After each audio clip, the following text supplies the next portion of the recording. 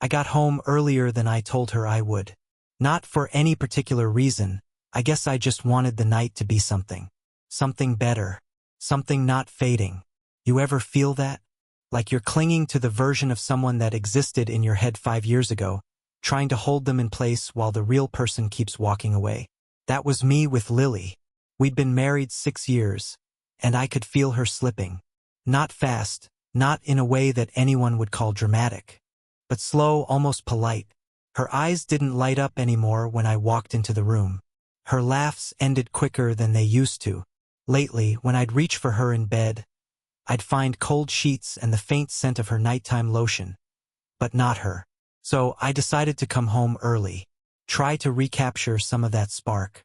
She hadn't been feeling the big New Year's Eve party scene this year, and I didn't push.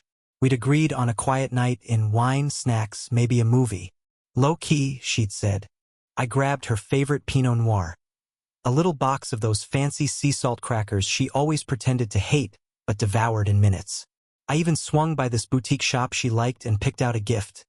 A silk scarf in deep blue, the exact color of her eyes when she used to stare at me like I was all she needed. Cheesy? Maybe. But when you love someone, you try.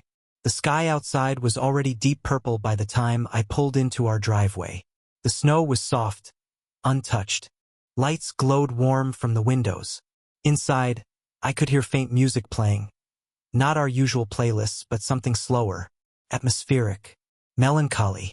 When I stepped inside, I noticed a few things right away. The living room was tidier than usual, almost staged. Throw pillows fluffed, blankets folded, candle burning on the coffee table. And not one of the ones we usually used. This one smelled spicy, musky, not a scent I recognized. Lily, I called out, juggling the bags in my hands. Nick? She replied from the kitchen. Her voice was light, surprised. I walked in and found her at the stove, back turned, stirring something. She looked good, casual but put together. Her hair was loose, a little curled. The soft gray sweater she wore was the one I liked on her. The one that hugged her just right. And yet, I don't know, something felt off even before she turned around.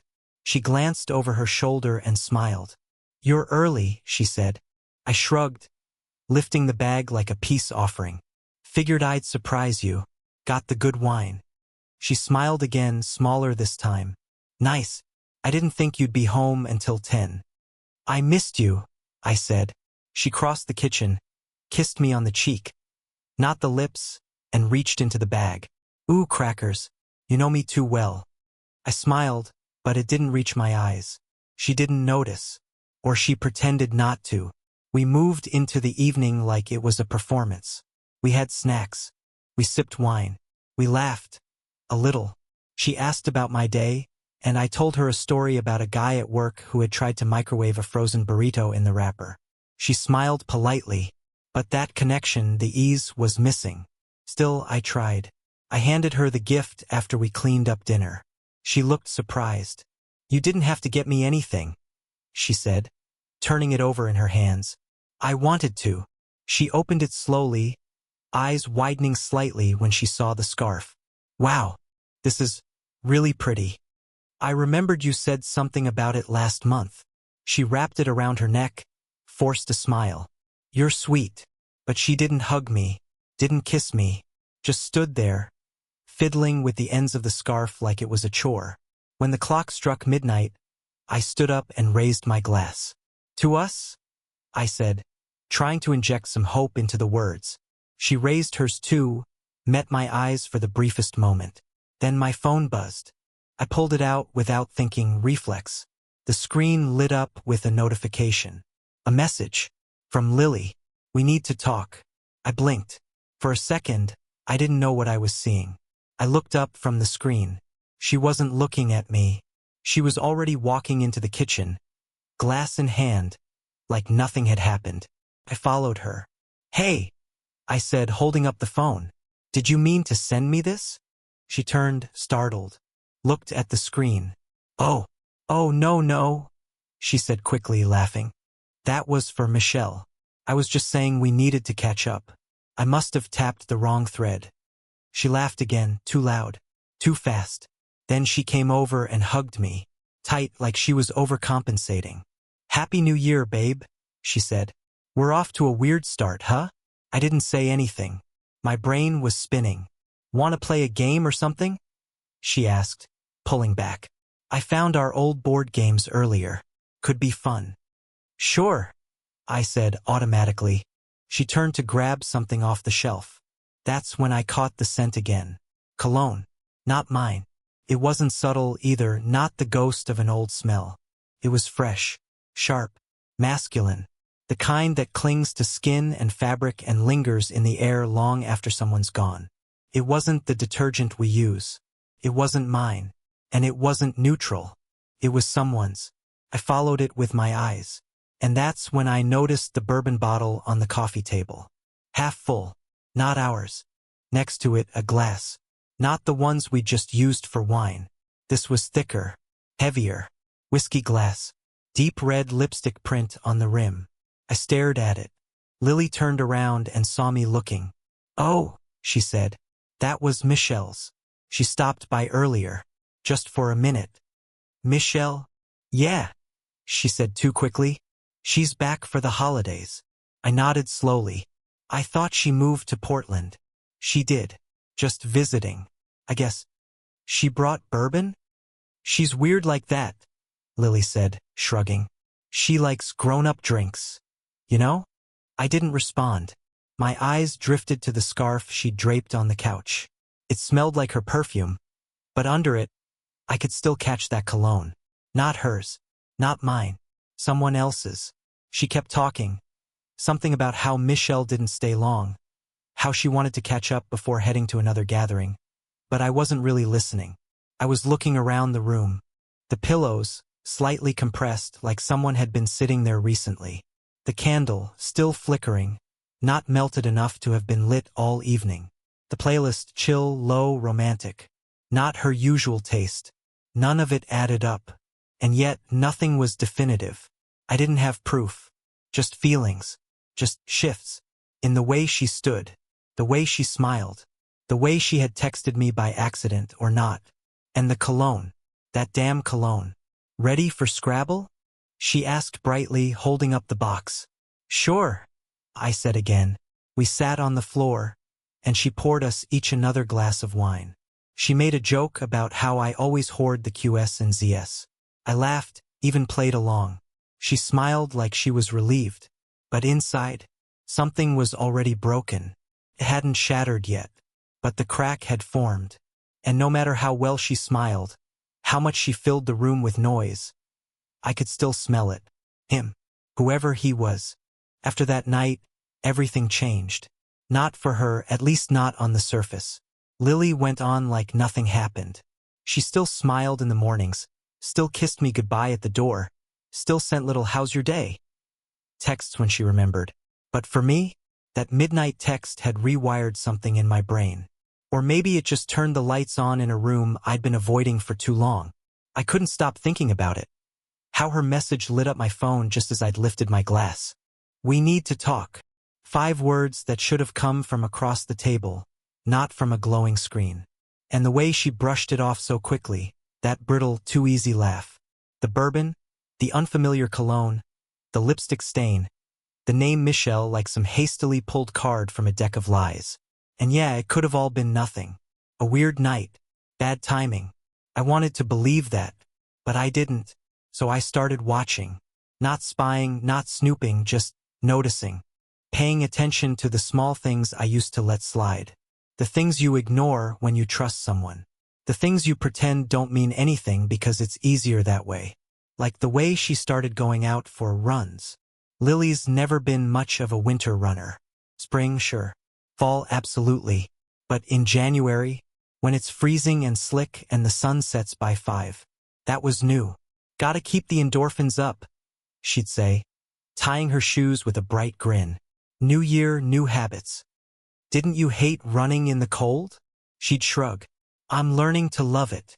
And she'd come back 2 hours later. Hair smooth, makeup perfect, lips freshly tinted. Not sweaty, not flushed, just different. "Did you run through a Sephora?" I joked once, trying to keep it light. She laughed. You're ridiculous. I didn't push, but I started keeping track. Her phone, once left charging on the kitchen counter, was now glued to her like a lifeline. Always face down. Always silent. Even in the shower, it came with her, tucked behind the curtain, volume off. If I so much as glanced at it, she'd react like I was reaching for a wee asterisk p asterisk n. You know I hate that, she snapped once when I moved it to wipe the table. Hate what? Touching my phone. I wasn't looking at anything, Lil. It was just in the way. She didn't answer, just took it and walked off. I started writing things down, not in a journal or anything that obvious, just a file on my laptop. Dates, times, weird patterns. I didn't know what I was doing, exactly. I just knew something wasn't right, and I needed to stop gaslighting myself about it. Then came the playlist. It showed up in our shared music account, a new one she'd titled Escape. I only saw it by accident when I opened the app on our smart speaker. It was full of tracks that didn't sound like her. Moody synth pop, indie lyrics dripping with guilt and secrets. Songs with names like Don't Ask Where I've Been and Lie Again. I listened. I stared at the titles. I read the lyrics, and I wondered what she was trying to escape from. That same week, I spotted a contact on her phone screen while she was setting it on the table. Just for a second. A text preview. Sam, project, let me know when you're free again. Sam? There was no Sam on her team. I knew most of her coworkers by name, heard all the rants, the inside jokes. Never once had she mentioned a Sam. Who's Sam? I asked that night casually.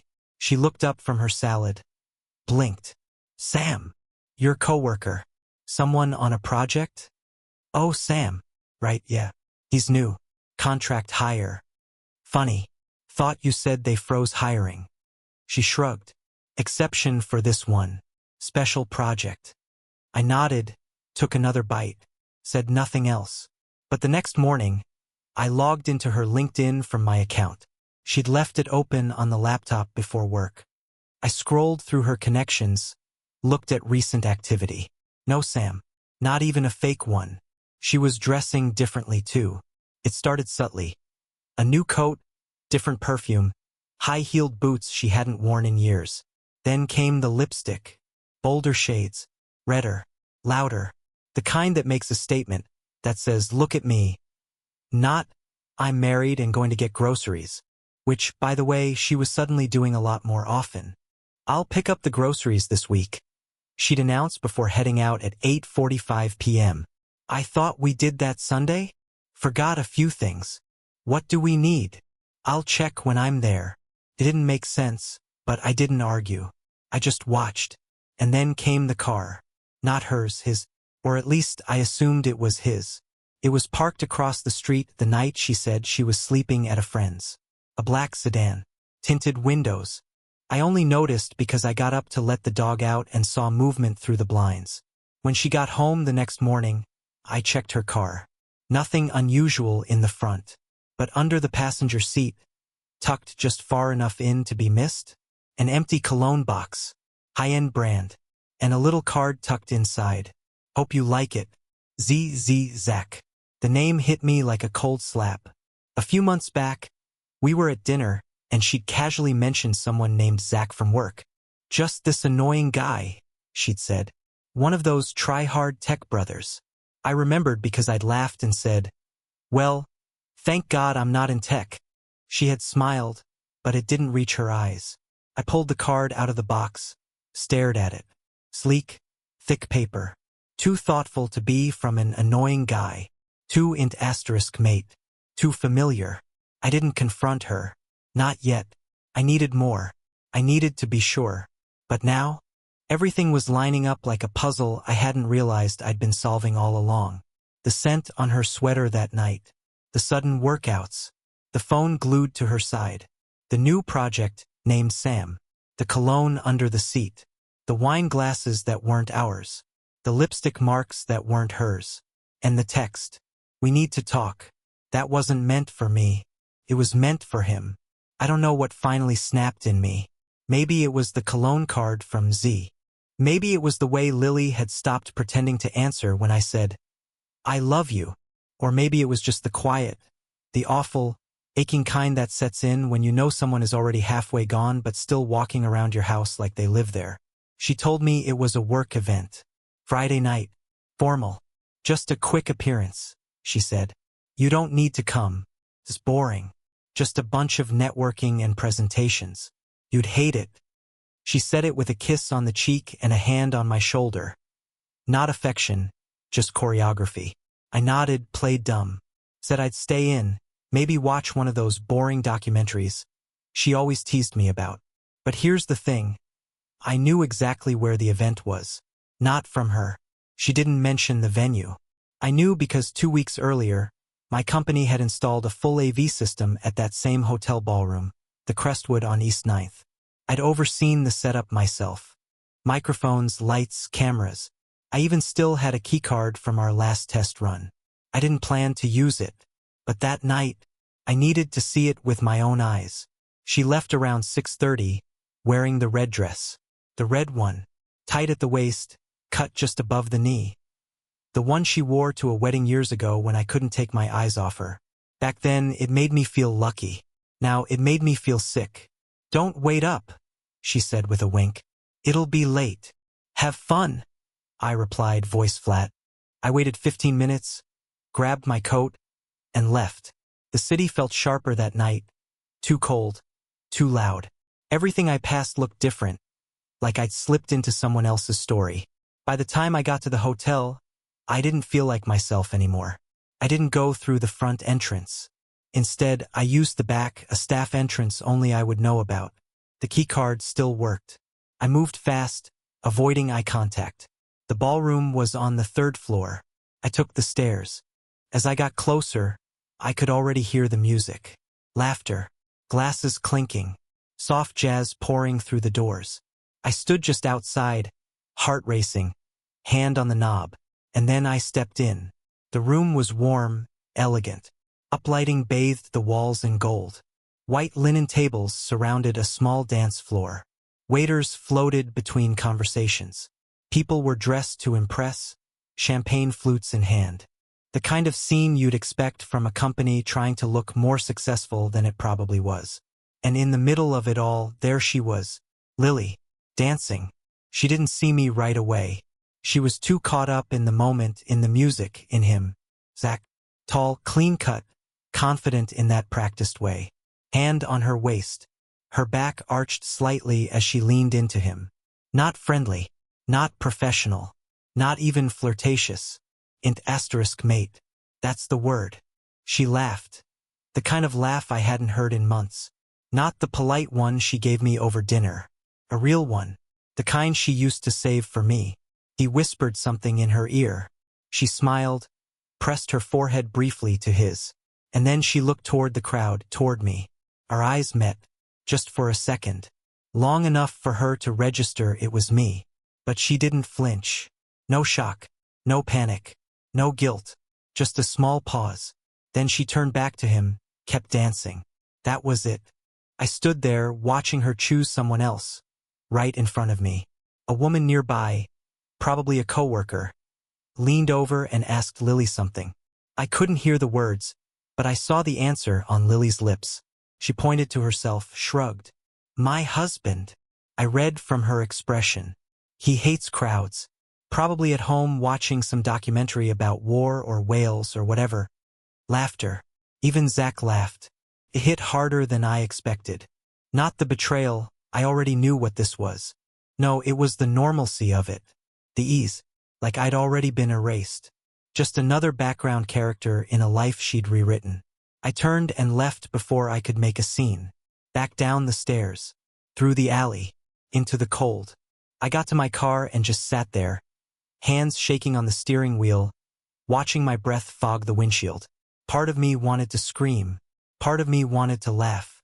But mostly, I just felt hollow. There was no longer a question in my mind. No more paranoia. No more rationalizing. It was real. I'd seen it. She saw me see it. And still, she kept dancing. I didn't confront her. Not that night. Not the next day. Not even when she crawled into bed at 2:14 a.m.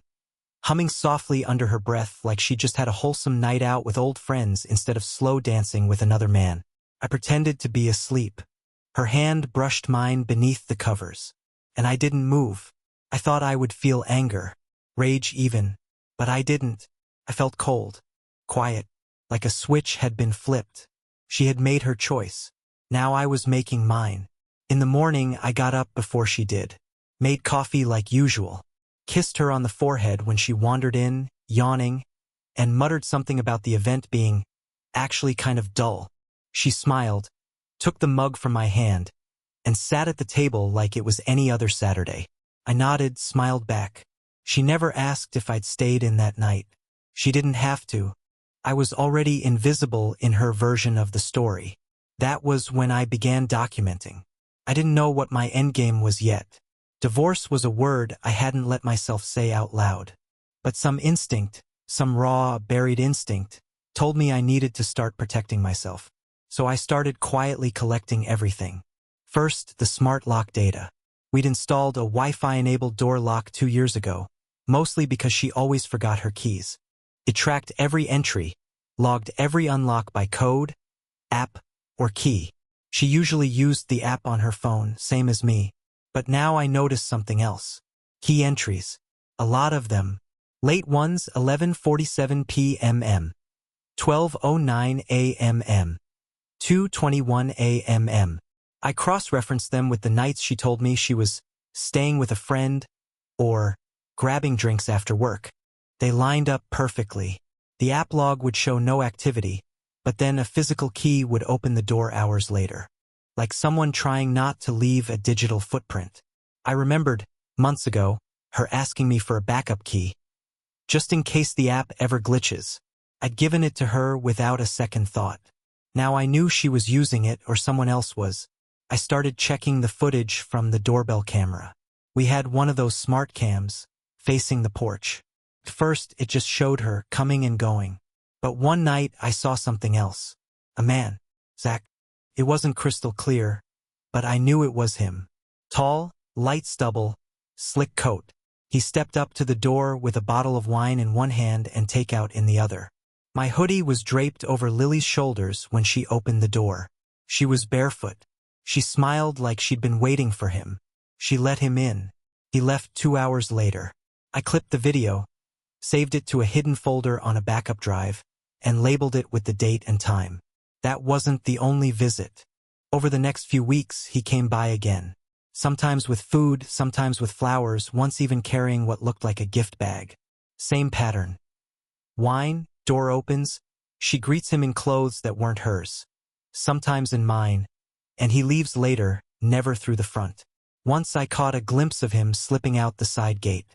It was subtle, careful, but not careful enough. Meanwhile, Lily kept texting me about groceries, memes, random videos. Her tone had changed. She was warmer again, like she was trying to keep the illusion alive. First, it messed with my head. There were days I almost doubted myself. Thought maybe I'd misread it all. Then I'd review the footage again. See him, see her, and I'd remember why I couldn't confront her yet. This wasn't about catching her in the act. It was about protecting my exit. I scheduled an appointment with a lawyer, someone referred to me by a friend, a quiet type known for being strategic. I didn't go in with fury. I didn't bring dramatic stories, just facts, dates, **TS, video files, smart lock logs.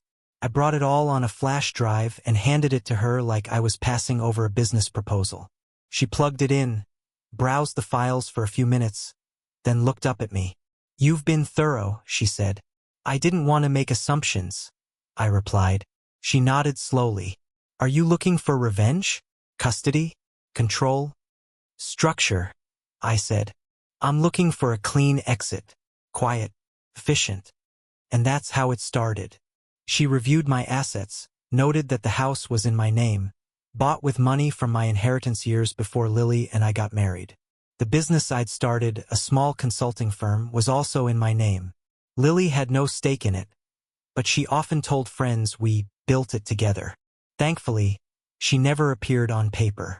Over the next week, I moved everything into legal shelters. I met with a financial advisor and began quietly shifting accounts. Changed passwords. Locked down credit. Restructured ownership of my business under a trust.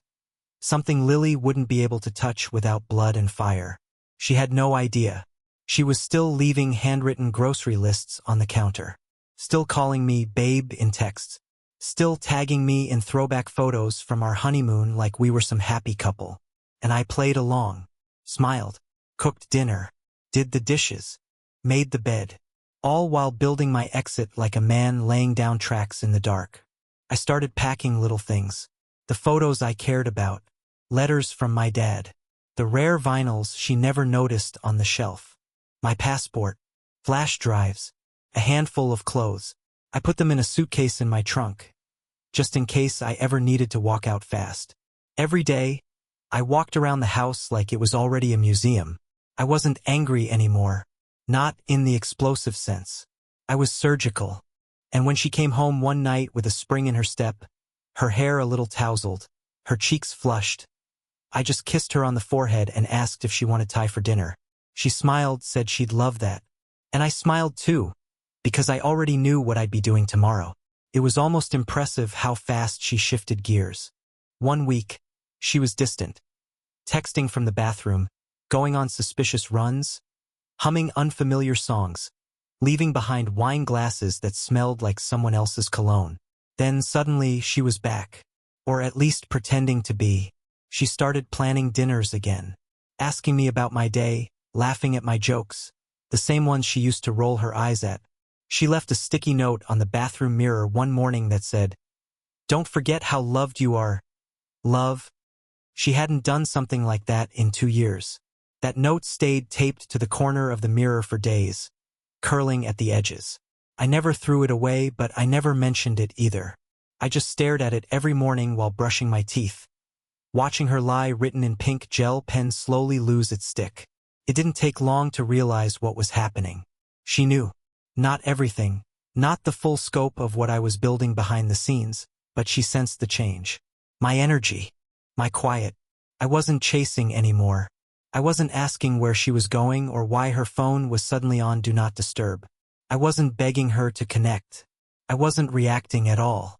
And to someone like Lily, silence is scarier than shouting. She couldn't read me anymore, so she started trying again, or acting like it. "Do you want to go to the lake house for the weekend?" she asked one night over dinner, out of nowhere. We hadn't been to the lake house in over a year. It belonged to my cousin, and we used to spend lazy weekends there when things were good. When we still touched each other without thinking about it first. I looked up from my plate. "Sure. We'll see how next week looks." She smiled and reached across the table, placing her hand over mine. I didn't pull away. She leaned into it. "I feel like we've both been so busy lately. I miss us." I nodded. "Me too. Lie for a lie." She started dressing down again, wearing the worn t-shirts I loved, cooking breakfast in those soft shorts with paint on the hem from our old apartment. She stopped wearing bold lipstick and went back to lip balm. Her makeup got lighter, her perfume subtler. Her phone suddenly started resting on the kitchen counter again while she made dinner. It was a performance, a careful, calculated one, and I matched it beat for beat. If she was going to play domestic again, I'd be the devoted husband. I complimented her cooking. I did the dishes without being asked. I rubbed her shoulders while she watched TV.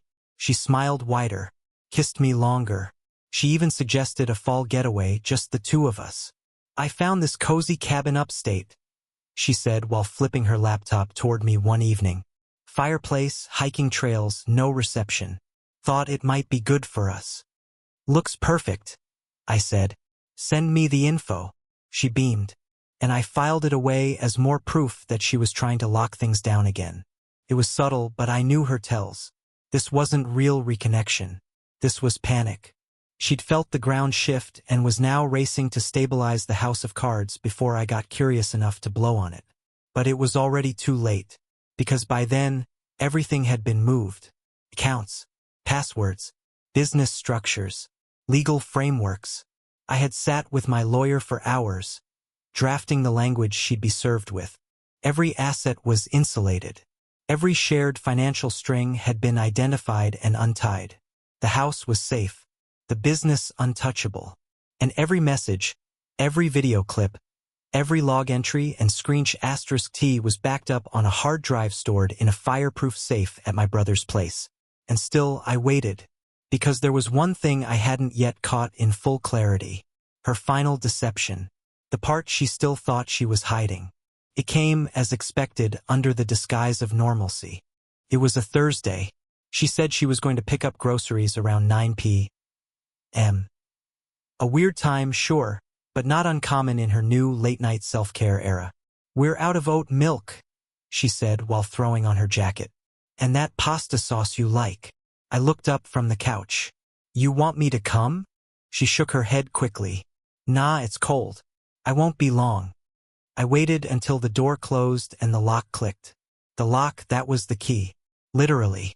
I walked over to the app and watched the log update. 9:11 p.m. Lock opened via physical key. Not the phone. Not the app. A key. I stared at the screen. Then I walked into the kitchen and looked at the counter. 2 wine glasses. One was freshly rinsed, beads of water still sliding down the curve. The other was half full. Red. Left behind. Next to it, a folded napkin. Lipstick. Not the soft tint she'd been wearing the past few weeks. Deep. Bold. The kind that stains. And I knew it wasn't hers. She'd stopped wearing that shade. Because she thought it would throw me off. I didn't touch anything. Just took pictures. Logged the time. Then I went to the office and checked the camera. There he was again. Zach. Walking up the porch at 9:17 with a bottle of wine. Smiling. His other hand held a small paper bag. Probably takeout. I watched as Lily opened the door. She was wearing my old college hoodie again. No pants. Just long socks and that smug, cozy smile she reserved for special occasions. She leaned up to kiss him. Not a long kiss. But not the kind you give your work friend. I paused the frame and took a still. Then I watched her close the door behind him.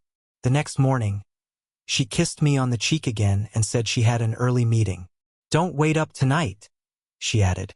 "Might be another late one." I smiled, kissed her back. "You work so hard." She winked and left. And I didn't say a word, because the paperwork was ready. The copies were printed. The signature lines were highlighted. And every last thread had been cut. She planned a romantic dinner like old times, candles, our playlist, Pinot Noir. I sat across from her, eating rosemary potatoes while remembering her curled up with Zach under our blanket. She leaned on my shoulder after, whispering, "I miss this." I didn't reply. The next morning, she left early for a meeting. By noon, she was served. Divorce papers. She didn't come home that night. I watched her on the front door cam, outside Zach's building, laughing. She was already gone. And I didn't need closure. I had the footage, the proof, the stillness. The game was over. I had won quietly. Her lawyer tried to take half. The court laughed. The business was mine, documents, timelines, her social posts all proved the truth. She walked away with nothing. We met one last time at the cafe where we used to plan our future. She wore the coat from our first Christmas. "You've changed," she said softly. I just nodded. The next morning, I rebranded the company. She sat in her car, watching the old sign come down. No tears, no drama, just silence. The curtain had closed. My new life had already begun, without her.